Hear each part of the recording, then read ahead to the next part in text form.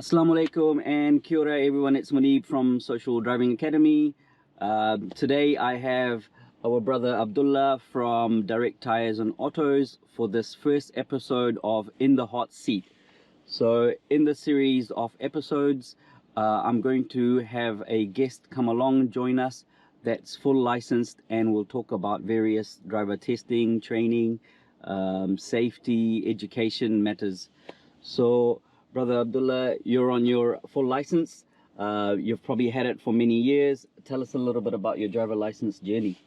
Right, so in the beginning, like a lot of people, I had challenges passing a few tests. So the driver training, I think somebody helped me back when I was very young as well. So that was really good. I think I failed on the restricted test. There's always some tips you need from experts. So failed a couple of times, I think once or twice, but I went straight back. The same day. I said I'll rebook it. And so failure is never something to fear, right? For those people that do fail their test, if any of you guys do fail your test, my recommendation is go straight back and book it again. It's nothing to be to break your confidence. Failure is the step to make us stronger, right? It's like going to the gym. You got to break the muscles to make them stronger.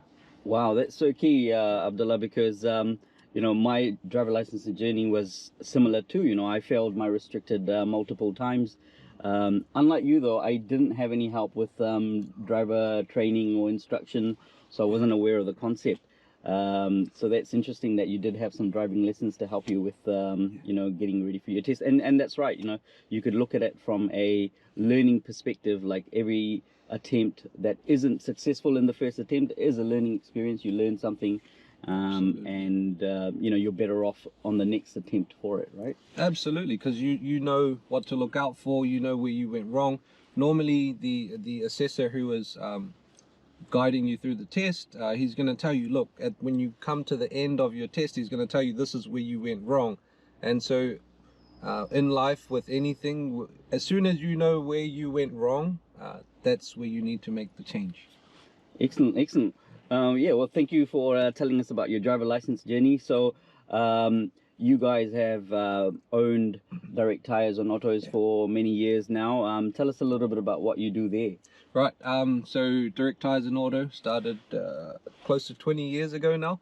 Over there we do everything car related. So we're highly invested in vehicle safety, so that's part of what we do. So this is directly related to our line of work. I feel like vehicle safety is completely related to obviously driver expertise. So if you don't have a good driver, the vehicle safety is not really going to help you. You got to have both. Yeah, a lot of that also is around education. So there's the skills part of driving, and then there's the knowledge aspect of as well, and that's where the defensive driving courses and things like that are really helpful. To identify, to help drivers identify risk and risk management and stuff like that. That's right. All right, so that's great. So what we'll do today is we'll go for a bit of a short drive with Brother Abdullah, and we'll expect him to display like the highest standards of driving as a tester would expect.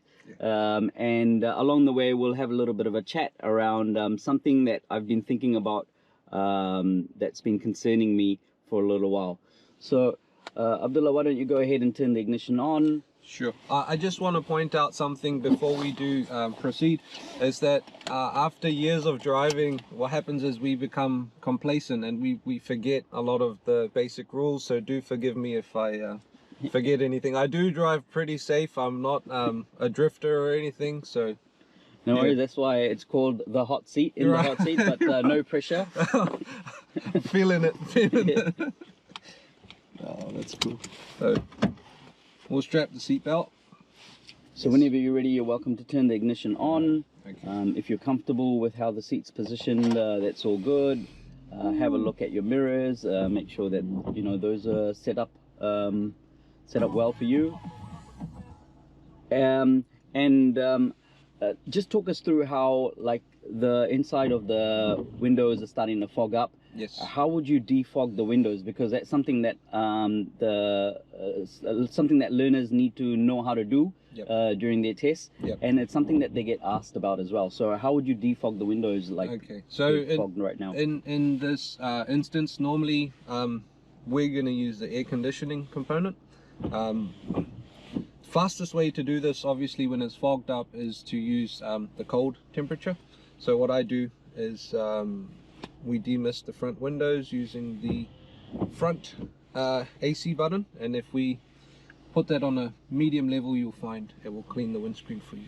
Excellent. Would you like to do that? Yeah, for sure. That's a good temperature. Cool. It's already set, so yeah, that was easy. One button.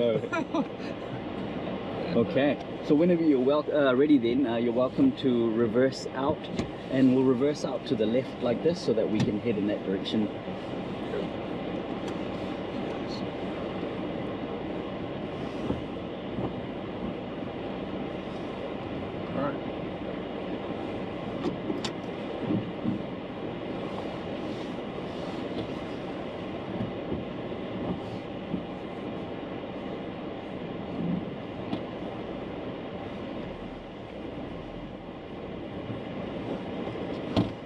Cool. And then at the end of the road, let's do a right turn.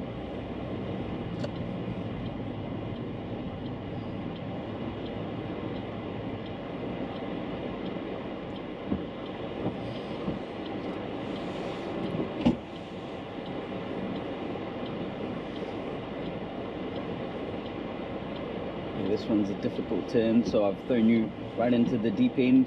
Oh, love it. It's the only way. Yeah. You'd expect after a few years of driving this would be, but it's funny when you call it the hot seat, it really feels like it, I must say. Cool. And then let's stay in this lane, Abdullah. Let's continue straight ahead, and then we'll turn right at the second set of lights. So Abdullah, what I wanted to talk to you about today was like this fact around some 30,000 people or test participants, failing their tests even before they begin their test. So what's going on there is that people are turning up, right turn at the set of lights, to their tests, having forgotten, things like maybe bringing their driver license, maybe having forgotten their corrective lenses or their glasses. And then another big component of the 30,000 will be that their vehicle's not up to scratch. Incredible. Those statistics are quite alarming, really. Yeah, 30,000. We have to repeat that number twice. 30,000. 30,000. So per year. Guys. Per year. Yeah. On average. Can I just say, if we round that off, that sounds like 30,000. That's 100 people every day. Yeah. Yeah. Right. Right. Yeah, roughly. 100 people a day, guys, in this small country. Yeah, that's right. 100 people a day. That's I haven't worked out that average there, but I have another average for you. So on average, about 20,000 people sit a test each month. Okay. So that's almost like a month and a half's worth of test participants, failing the test even before they begin. So besides, forgetting their driver license or their corrective lenses, or maybe even, being a bit, intoxicated and not being allowed to proceed with the test. Wow, don't do that, guys. Yes, obviously, you don't want to be turning up not in, the right sort of state of mind. Yeah. But besides that, then there's the vehicle aspect, right? Like that your vehicle's not up to scratch. So, you've got your, registration, that needs to be valid. Your warrant of fitness needs to be valid. Right. Your indicators, your brake lights all need to be working. What are some of those other things that you identify when people come and they fail a warrant of fitness, for example? Right. So, turn at the end. With us as well, when people come for a warrant of fitness at our workshop, we also go for a test drive in the vehicle. When we drive the car, we're looking out for all safety things in the car. So there's two components which are extremely critical when we're driving a car. Obviously, we can see the driver has two main controls in our view. It's all the steering components and your braking components. So yeah, so these are two extremely important. Braking and steering. Braking and steering. The two main sort of things that you're looking for. Absolutely. During a Warrant of Fitness safety check. Two of. Yeah, so that's related directly to what the driver has in their control. Right. So tell us a little bit about Warrant of Fitnesses, because I know with my Suzuki Swift 2015, I only have to do a Warrant of Fitness once a year. Right. Other cars, you can get away with not having to do a Warrant of Fitness, or that the Warrant of Fitness is valid for a number of years. And other cars, it's only a shorter period of time. Is that right? So the way it works is, if you've got a brand new car, first of all, if you guys have got a brand new car out of the dealership, you get 3 years. 3 years. Right? So dealership, 3 years, brand new, you're good to go. Other than that, the rule in the VERM is that any car that's year 2000 and above, you get 1 year. 2000 and reverse is 6 months. Oh yes, okay. Yeah, that's the rule there. And also, if any of you guys are rolling Uber drivers, Ola drivers, any other form of taxi, COF is only 6 months. Oh yes, regardless of the year of the vehicle. Nah, because you guys are in passenger service industry. Oh yes, okay. So we need to check those more regularly. Okay. So it's every 6 months. Every 6 months. And so it's things like that, you know, turning up with a expired Warrant of Fitness. So now our view is at least should know that if their vehicle's older than 2000, then they need to get a Warrant of Fitness every 6 months. So it's to check on that every 6 months. If it's newer than 2000, then it's once a year. And if it's brand new out of the dealership, it's 3 years. 3 years. Straight ahead. So what are some other things that people should be looking out for, you know, in making sure that you know, they're always up to that Warrant of Fitness standard, right? Because it's not just a matter of making sure that you're up to that standard when you get your Warrant of Fitness, but you've always got to make sure that you maintain that standard, and equally when you go for that test, you need to be up to the Warrant of Fitness standard, right? So what about the tires? I mean, right. That's something that people get picked up on. Right. So all you guys out there, there's a lot of basic checks that you can do by yourself at home. We recommend doing those. What happens is, as things are getting easier for humans, a lot of us are just getting lazier, and I would highly recommend just to be more alert yourself. A lot of us know the basics, and I think it's just being more alert and aware. Other than that, obviously you've got professionals in the industry. You can go to workshops, things like that, whoever you prefer. Is there a quick rule, Abdullah, though, about your tires? Like, how would a layman know that their tires meet the safety requirement? Right. And like, what would I be looking out for? Like, you know, would I want to check on a daily basis, on a weekly basis, to make sure my tires are inflated, that I don't have a puncture? Right. Things like that. Okay, so the recommendation for pressure check, obviously condition check. Turn it around. First of all, if we can say this, if you're feeling anything irregular in the drive, if it's not smooth, if you're having a wobble, if you're having a shake at the steering wheel, which way? Yep, left turn. So anything that's not smooth in the drive, first of all, that's a red flag. You want to stop and make sure there's nothing serious. Left turn.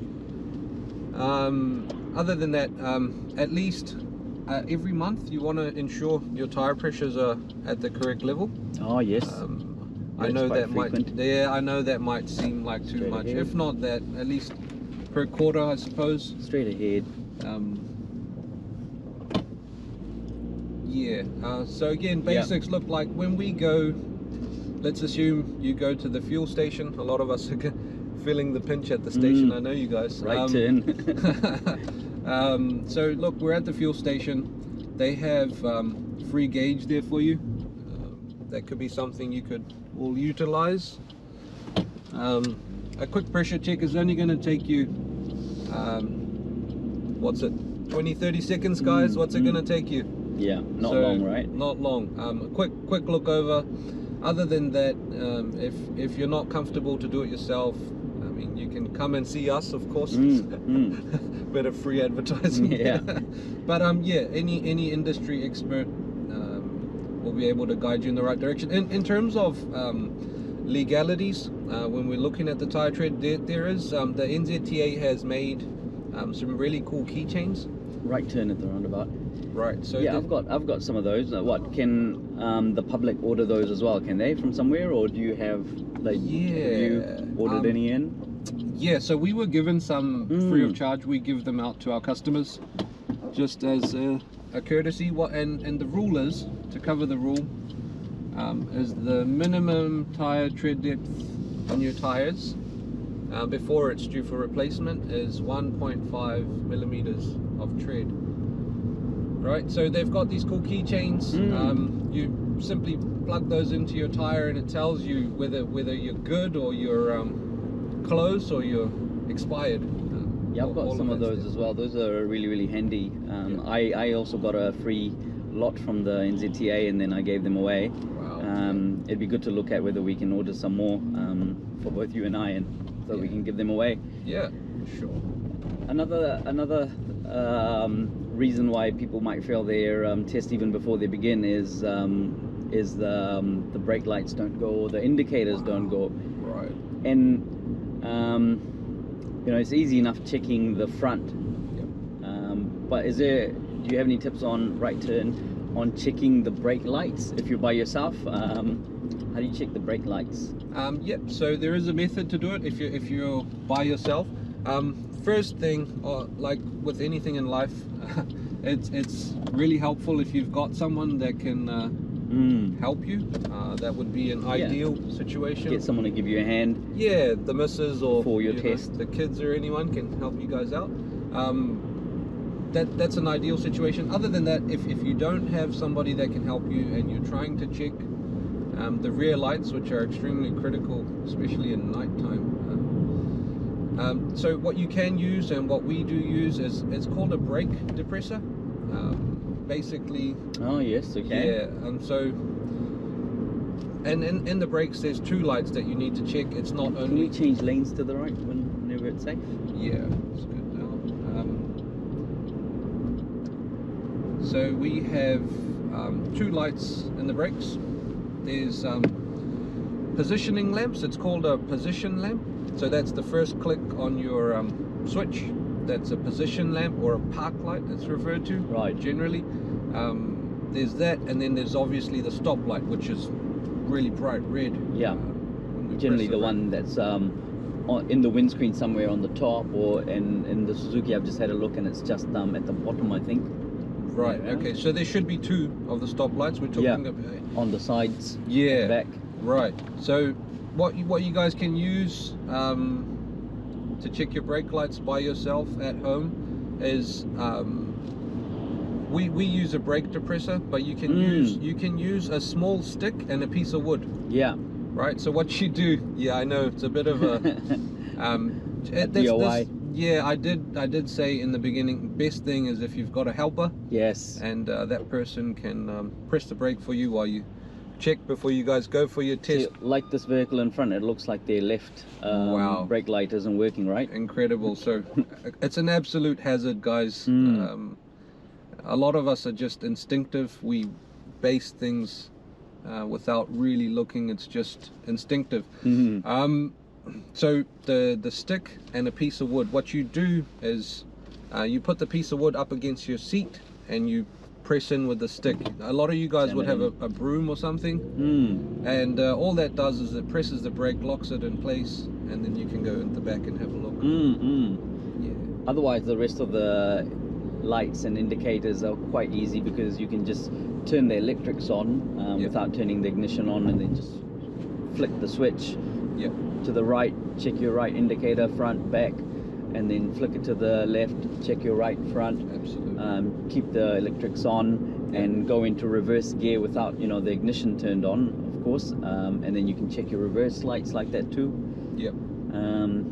Yeah, that's good. That's some, you know, good tips for people to make sure that their car is always up to the test standard, the you know, the Warrant fitness test standard, and making sure that it's up to the standard before they go for their driving tests. For sure, for sure.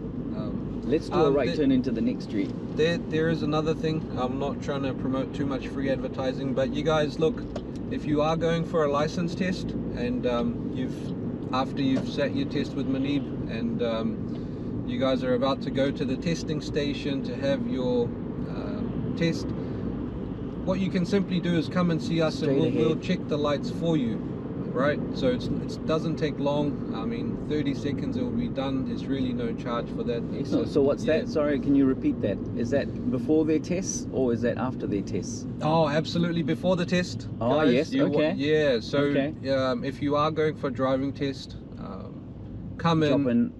Drop in. We'll check the lights for you free of charge. Change lanes to the right and then do a right turn at the next set of lights. Okay, oh, that's awesome. So if... Sorry, this one? Yes. Oh my goodness. Oh, that's why it's called in the hot seat. Yeah, in the hot wow, okay. Got me on that one. Got me on that one. Wow, sorry. Let's continue straight ahead and then let's change lanes to the left whenever safe. Yeah, that's 10 plus years of driving and you still get caught out. Alright.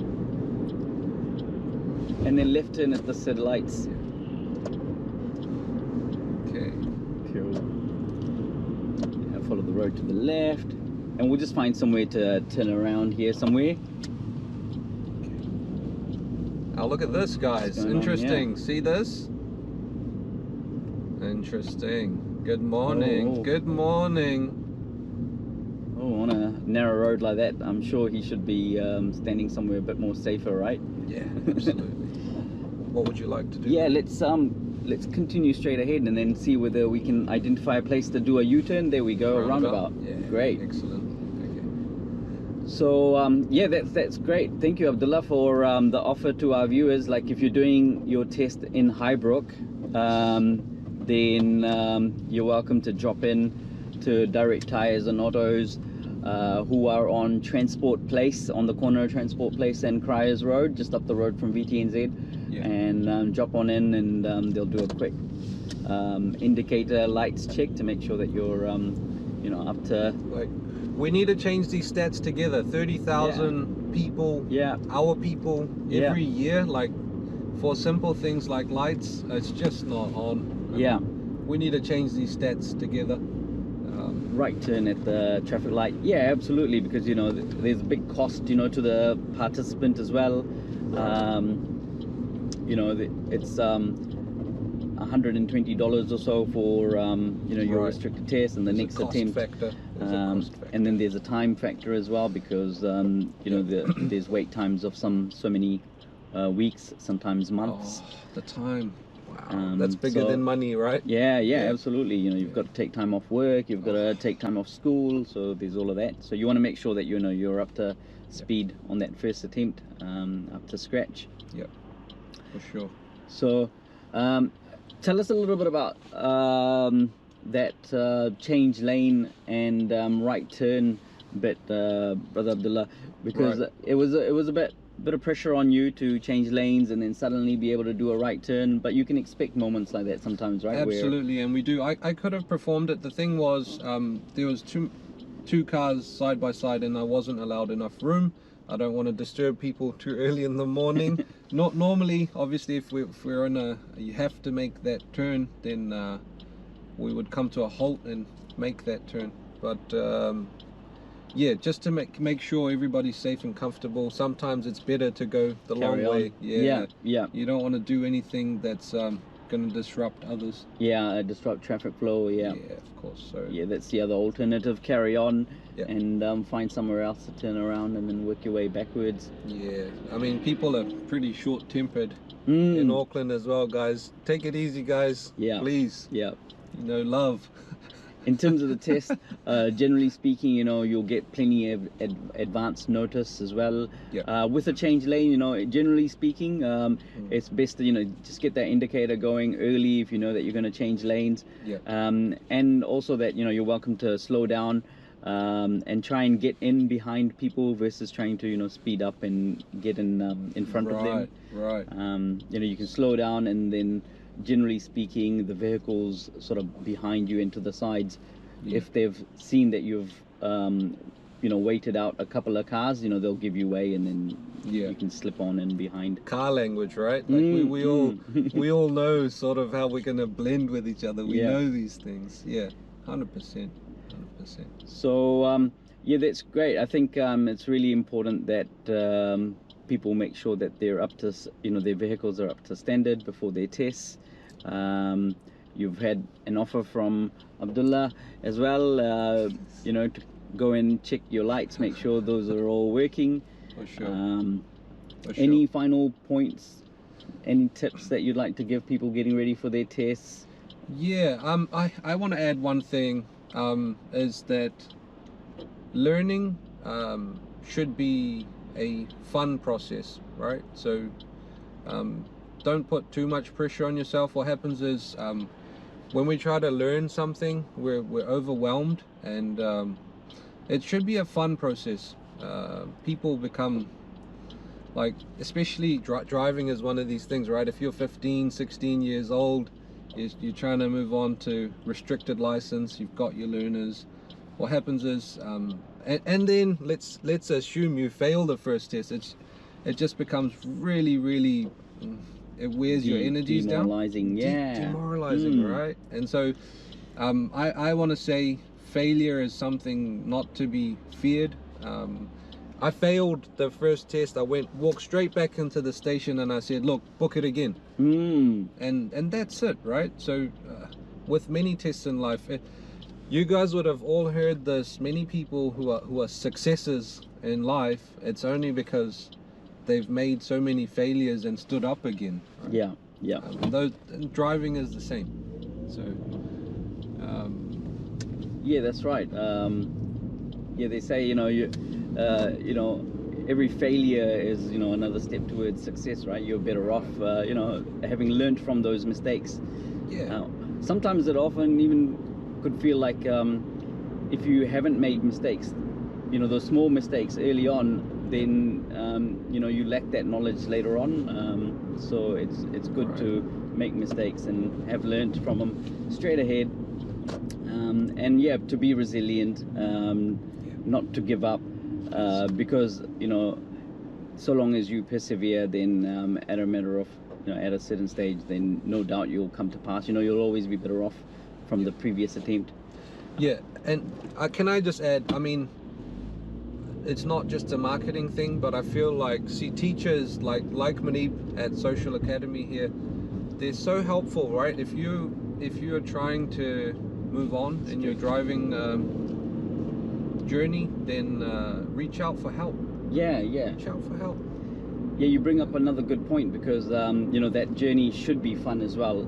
And you know, I certainly try to make sure that it is a fun experience for my students. Left turn into the next street.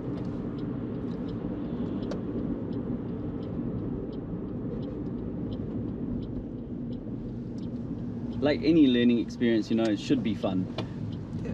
And then you're welcome to park up anywhere along the right.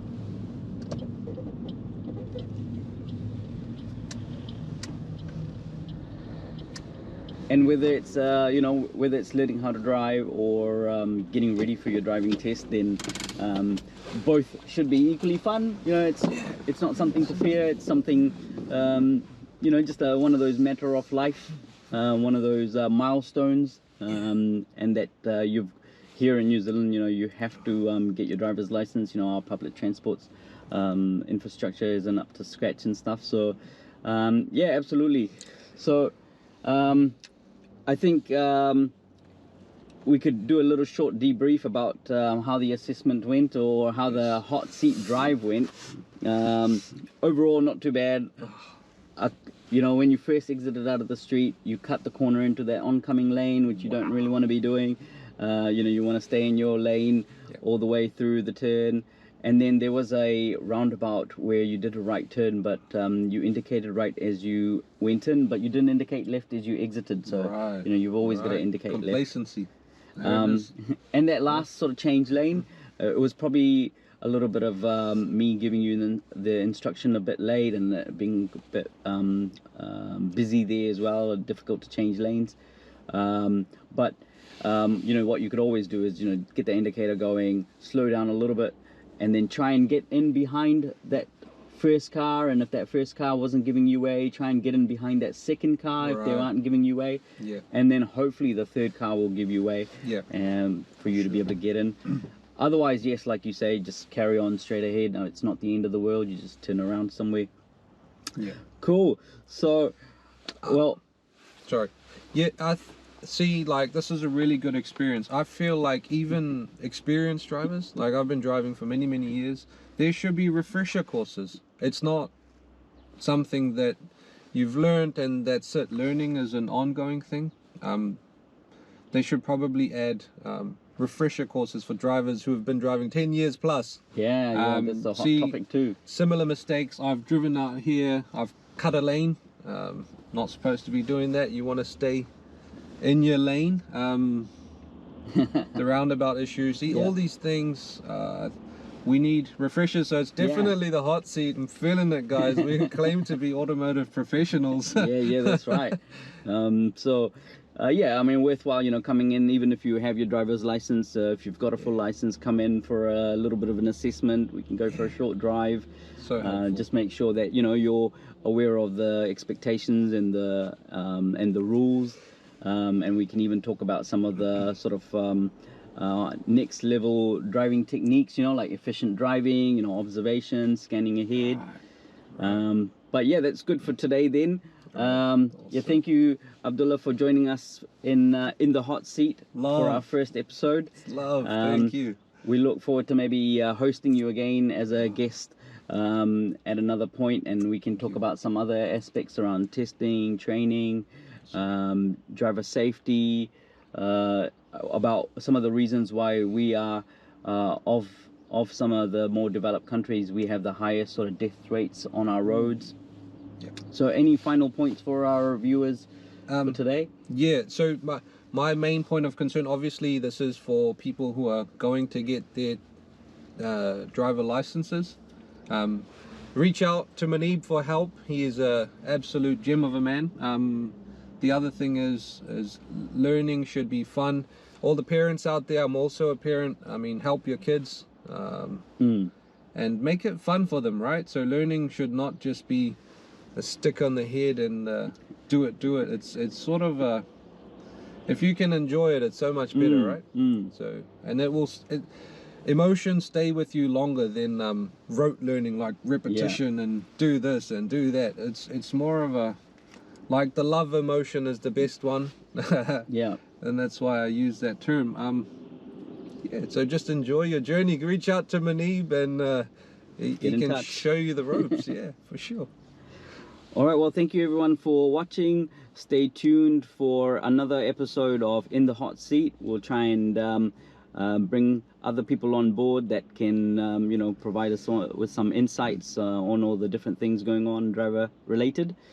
Thank you for watching. Stay tuned, and see you all next time.